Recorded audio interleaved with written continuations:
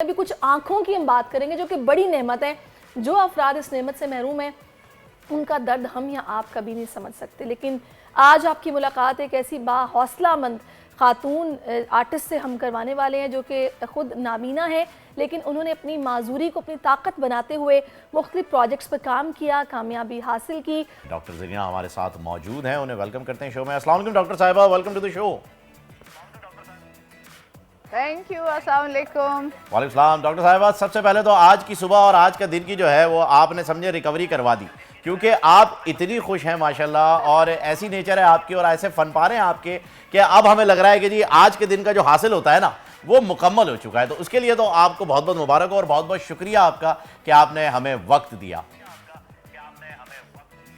शुक्रिया जी। मौसम बदल रहा है, चिड़िया भी बहुत खुश है, आपको शायद आवाज़ आ रही है, दरख्तों में चहचहा रही हैं सुबह सवेरे से। बिल्कुल जी। अच्छा, हमें तो सिर्फ आवाज़ आती है डॉक्टर साहबा, लेकिन आपको तो उस चिड़िया के कलर भी नज़र आ जाते हैं, उसके खदोखाल भी पता चल जाते हैं और आप इतनी खूबसूरती से उसे कैनवस पे उतार देती हैं। ये कब से आपने शुरू किया और कब आपको लगा कि आपको ये पेंटिंग का जो है वो शौक़ है?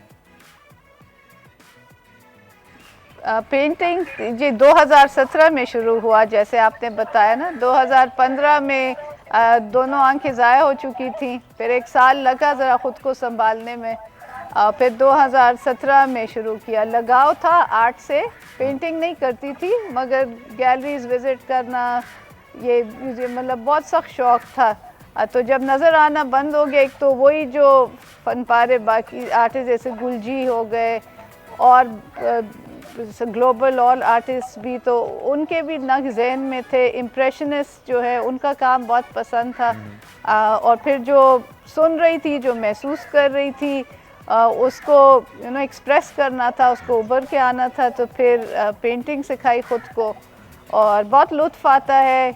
अब एक कॉज के लिए भी ये एक रिप्रेजेंटेटिव है, तो शौक़ भी है, प्रोफेशन भी बन गया है और एक्टिविज़म के लिए भी बहुत अच्छा प्लेटफॉर्म है। बहुत खूब। अच्छा डॉक्टर ज़रीना, मुझे बताइएगा कि आपको एक पेंटिंग बनाने में कितना वक्त लगता है और किस तरह मैनेज करती हैं टाइम आप? सैविश डिपेंड करता है, जब जनून आता है ना, इंस्पिरेशन, तो कभी तीन भी एक दिन में बन जाती। कैनवस के साइज़ पे होता है, जैसे मेरी कुछ हैं 5 फीट बाई 3 फीट हैं, उनको बनाते बनाते कुछ महीने लग जाते हैं। जो वाटर कलर्स हैं वो बहुत क्विक होते हैं, क्योंकि वाटर कलर्स आपको गलती की भी गुंजाइश नहीं देता, ज़्यादा वक्त भी उसमें टाइम बहुत स्ट्रिक्ट होता है, तो वो यानी घंटे 2 में बन जाते हैं। तो कैनवस साइज़ पे भी होता है। फिर कुछ फेज़ आता है बैक टू बैक, तकरीबन 1-2 महीनों में 100 तक बन जाती हैं। कभी फेज़ आता है कि मसरूफियत है या कोई इंस्पिरेशन, 3-4 महीने गुजर जाते हैं जब ब्रेक आई होती है, उस दौरान कुछ लिख लिया। नहीं तो डॉक्टर साहब आप मुझे क्या बताएगा कि कुछ ये जो ये आप कह रही हैं ना कि ये इंस्पिरेशन आती है या फिर ये एक पैशन भी होता है, तो इसके लिए मैंने अक्सर देखा है मुसव्विर हों या फिर लिखने वाले हों, उनको ना एक ख़ास माहौल चाहिए होता है जिसमें वो अपना काम करते हैं कि उन्हें कोई डिस्टर्ब ना करे और वो जो सोच रहे हैं उसको बाकायदा उस तरीके से उसकी तकमील हो सके जो वो बनाना चाह रहे हैं। आप बताइएगा आप किस तरह के माहौल में काम करती हैं? ये आपने बिल्कुल दुरुस्त फरमाया। मैं जी आउटडोर्स, मुझे नेचर के साथ, कुदरत के साथ बहुत सख्त जो कनेक्शन है, आप सही तो जगह पे अंदर मौजूद हैं कमरे में मैं बंद नहीं हो सकती, हैव टू बी आउटडोर्स। हाँ जी, बिल्कुल। चिड़ियों की चहचहाट जो आपने इस वक्त सुनाई है हमें, आपकी इंस्पिरेशन चल रही है इस वक्त जो है वो सारे जो है वो आप ख्यालों में, तसव्वुर में जो है वो ले आई हैं कि अब आपने क्या बनाना है। बस ये आपने बिल्कुल सही निशानदेही की। ये आजकल में चिड़ियों की एक सीरीज दोबारा शुरू होने वाली है। अरे वाह, जबरदस्त। की चिड़ियों की। सही। तो डॉक्टर साहब मुझे बताइएगा कि आगे आपके क्या प्लान्स हैं, अपने इस प्रोफेशन को आप कहाँ तक लेकर जाना चाहती हैं? एग्जीबिशंस क्या आपने सोचा हुआ है या रिसेंटली कुछ प्लान किया हुआ है तो हमारे साथ शेयर कीजिए।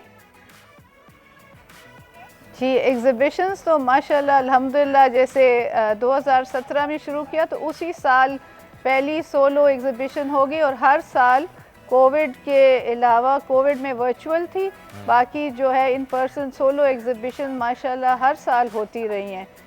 तो इसी को आके लेके चलना है। बेहतर से बेहतर जो अपना स्किल है उसको भी और रिफ़ाइन करना है, बाकी मीडियम भी एक्सप्लोर करने हैं। अब मेरे बहुत अरसे से शौक़ है कि मैं स्कल्पचर बनाना सीखूं। अरे वाह। वो एक गोल है। फिर ये अब इंशाल्लाह एग्ज़िबिशन जो है अगले साल सिंगापुर में एग्ज़िबिशन होने वाली है, 2 साल से कैलिफोर्निया में भी होती है, पाकिस्तान में अल्हम्दुलिल्लाह हर साल होती रही है। तो इसी के ज़रिए फिर एक किताब शाया करना चाह रही हूँ। कुछ मेरे मज़ामीन हैं जो मैंने लिखे हैं, तो उसमें मैं ये पेंटिंग्स के प्रिंट्स इंक्लूड करके, और किताब के लिए मैं थोड़ा इंतज़ार कर रही हूँ कि ऐसे पब्लिशर हो कि जो ब्रेल में भी साथ ही छापें, उसका जो है पॉडकास्ट या USB के ज़रिए ऑडियो वर्जन भी हो कि सब के लिए एक्सेसिबल हो। माशाल्लाह, बहुत खूब। इसका मतलब है कि आप तो बहुत कुछ कर रही हैं और अल्लाह ताला आपको इसी तरह मजीद कामयाब करते रहें और आप ऐसी मेहनत भी करती रहें। बहुत अच्छा लगा है। बिल्कुल ऐसा ही। अच्छा डॉक्टर साहब, जाते रहते वेरी क्विकली मैं एक सवाल, टाइम हमारे पास कम है, मैं जानना चाहूँगा कि देखिए आप माशाल्लाह इतना जिंदा दिल हैं और लोग जो हैं वो ज़ाहिरी तौर पर अपनी जिस्मानी कमज़ोरी को जो है वो एक मायूसी के फेस में ले जाते हैं, तो मैं चाहूँगा कि उनके लिए आप जो है कोई मैसेज दें कि किस तरीके से अपनी कमज़ोरियों को छुपा कर अपनी बहादुरी वाली साइड पर जो है वो आया जा सकता है।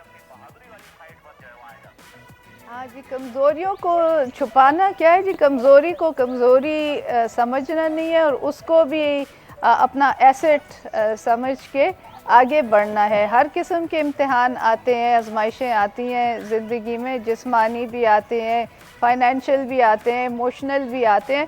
हर किसी की ज़िंदगी में कोई ना कोई इम्तिहान आता है किसी न किसी मरहले पे। हिम्मत नहीं हारनी है और जिस चीज़ पे भी ईमान है, जो भी उसको ईमान को पुख्ता रखना है, उम्मीद को हाथ से नहीं जाने देना। और ज़िंदगी इतनी खूबसूरत है, हम अपनी नेमतें ज़रा ज़्यादा गिने ना, ज़रा शुक्र ज़्यादा करें, जो कमी है बड़ी अच्छी उसके बात ऊपर आपने ना फोकस करें और मुतबादिल रास्ता अल्टरनेटिव ढूंढें। यकीन की ताकत है। डॉक्टर ज़रीना, बहुत बहुत शुक्रिया, आपने वक्त निकाला हमारे लिए, थैंक यू सो मच।